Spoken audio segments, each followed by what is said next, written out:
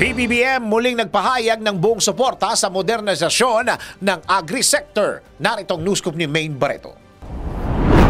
Muling nagpahayag ng suporta si Pangulong Ferdinand Marcos Jr. sa siyentipikong pamamaraan ng modernisasyon o science-based approach sa sektor ng agrikultura at pagsasama ng bagong teknolohiya sa araw-araw na gawain ng mga magsasaka. Ito'y alinsunod sa layunin ng administrasyon sa seguridad sa pagkain. Sa mensahe ni PBBM na binasa ni Department of Agriculture Secretary Francisco Chu Laurel Jr. sa 35th National Rice Conference sa Nueva Ecija, pinatitiyak ng presidente na naisa sa prioridad ang research and development upang matiyak ang matatag na value chain sa sektor, lalo na para sa palay. Sinabi ng Pangulo na ang pamahalaan ay magagabayan ng mga estratehiyang nakabatay sa agham na inilahad sa Strategic Plan 2023-2028 ng PhilRice. Tiniyak din ni Pangulong Marcos na patuloy na susuportahan ng pamahalaan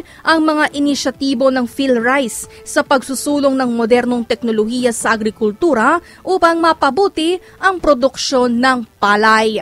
Para sa News Scoop, ako si Maine Barreto, nagbabalita ng tama, naglilingkod ng tama.